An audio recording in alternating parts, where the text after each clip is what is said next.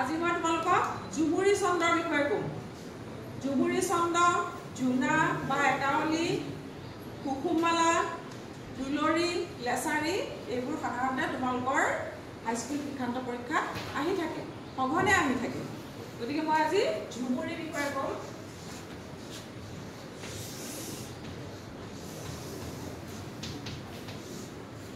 ঝুমুৰি ঝুমুৰিত অক্ষৰৰ সংখ্যাটো মই আগবাঢ়ি লিখি দিওঁ, তেতিয়া সোনকালে বুজি পাবা।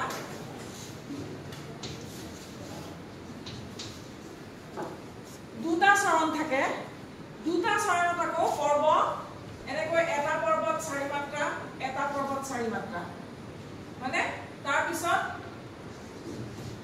4 + 4 8, আকৌ 4 + 4 8, তাৰমানে 4 শাৰী থাকে, 4 শাৰী থাকে, দুশাৰী দুশাৰী মিলি এটা চৰণ হয়। এই 4 শাৰীৰ প্ৰতিটো শাৰীতে 4 মাত্ৰা 4 মাত্ৰা 8 মাত্ৰা 4 মাত্ৰা 4 মাত্ৰা 8 মাত্ৰা, প্ৰতিটো শাৰীতে 8 মাত্ৰাকৈ থাকে বা 8টা অক্ষৰ থাকে। এতিয়া আমি উদাহৰণটো ল'ম, উদাহৰণটো দিলে ভালকৈ বুজি পাবা।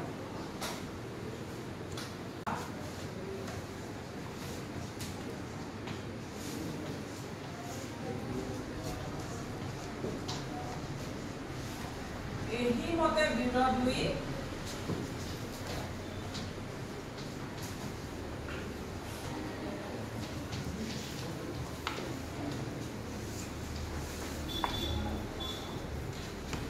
যুঁজে এক পিণ্ড ভূমি।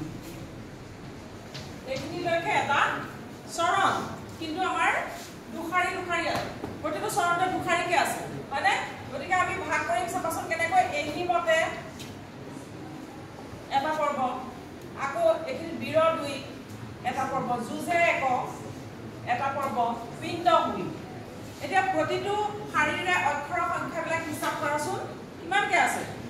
এহি মতে 4, পাবনে 4, বীৰ 2 4, কিমান হ'ল? 8টা অক্ষৰ।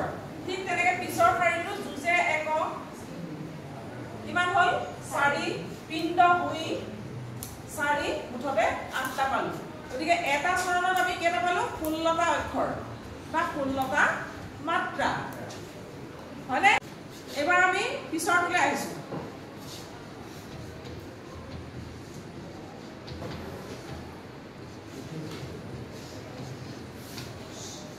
কৰিৰত উঠে জুই, বলে 2,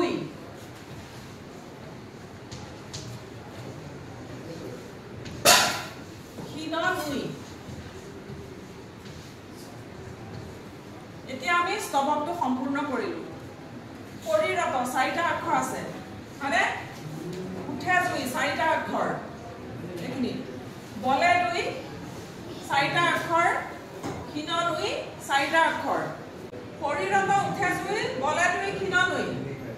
দ্বিতীয় চৰণতো প্ৰতিটো শাৰীতে কেইটাকে আছে? 8টাকৈ অক্ষৰ আছে, হয়নে? গতিকে এনেধৰণৰ সজ্জাবিলাক, আৰু মুঠতে কেইটা পালো আমি? মুঠতে 32টা অক্ষৰ পালো। এনেধৰণৰ দুটা চৰণ থকা, দুটা চৰণত যেতিয়া আমি 32টা অক্ষৰ পাম, 4 4 4 4, মুঠতে 4টা লাইনত 8টা 8টাকৈ অক্ষৰ পাম, আৰু সেইমতে আমি 32টা অক্ষৰ বা মাত্ৰা পাম। গতিকে তেনেধৰণৰ যিবিলাক ছন্দ বা ছন্দ সজ্জা, সেইবিলাকে হৈছে ঝুমুৰি।